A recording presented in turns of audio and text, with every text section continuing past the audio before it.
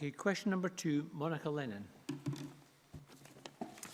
Thank you, Presiding Officer. To ask the Scottish Government what its response is to the Scottish Children's Services Coalition warning that Scotland faces a lost generation of children with additional support needs. Minister. The Additional Support for Learning Act places duties on education authorities to identify, provide for and review the additional support needs of their pupils. Since it was first passed in 2004, the Act has been amended in both 2009 and again last year to ensure that children's rights sit at the heart of the legislation, the framework and the approach taken.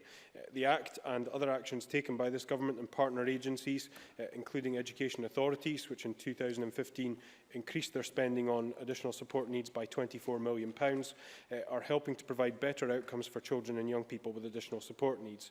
Achievement and attainment is continuing to improve. In 2015, 86.2% of pupils with additional support needs had a positive destination, compared with 82.3% in 2011-12, and 60.7% of 2014-15 school leavers with additional support needs left school with one or more qualification at SCQF level 5 or better, an increase of 11.2 percentage points since 2011-12. Clearly, we need to do more and stay focused on ensuring that children and young people are supported to fulfil their potential. Monica Lennon.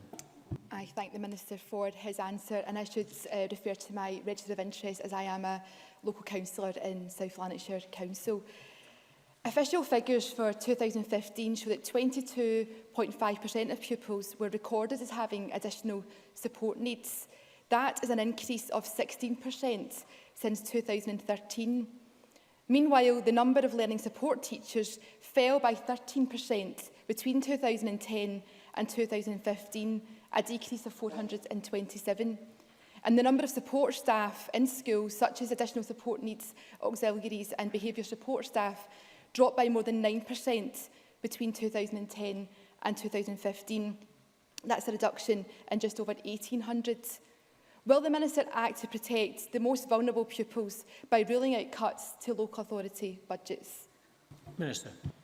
Well, it's worth noting in relation to the figures which Monica Lennon cites. She cites the figures relating to pupils with additional support needs. It's worth reflecting on what those figures capture, because they capture pupils with any requirement for additional support throughout a school year. Now, that does not necessarily mean an identified additional support need that is concurrent throughout that year. It could be, for example, as a result of a family bereavement, which requires additional support to be provided to the pupil. That was a change that was made to the statistics that were collected, and that reflects perhaps some of those figures that are captured by Monica Lennon. It's also worth noting that around 95% of children are educated within mainstream settings, and support is provided both in terms of classroom support, where we've seen an increase in the number of classroom assistants in Scotland, but also in terms of teacher professional development to enable teachers to better understand and support the needs of children with additional support needs.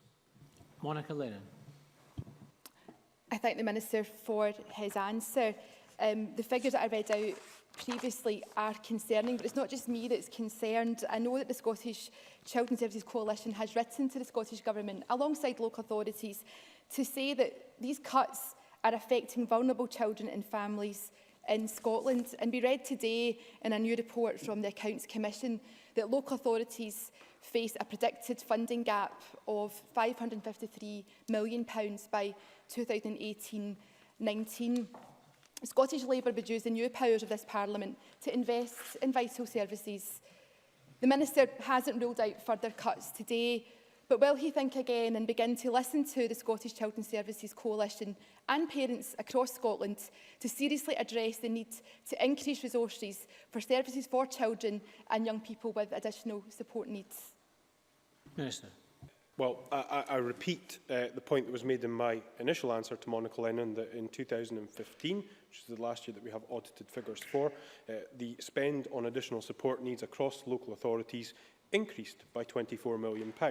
But I have read the Scottish Children's Services Coalition press release. It makes clear that the genesis of their concern comes as a result of Philip Hammond's autumn statement, and that is the reality within which we operate in fiscal terms. But they also go on to state in their press release that what we need to look at is greater public sector reform and collaboration, and that is an agenda that I think we should all be signed up to. It follows very clearly on in the spirit of the Christie Commission, and it's something which I will be more than happy to discuss with the Scottish Children's Services Coalition in response to the letter that they have sent to the Scottish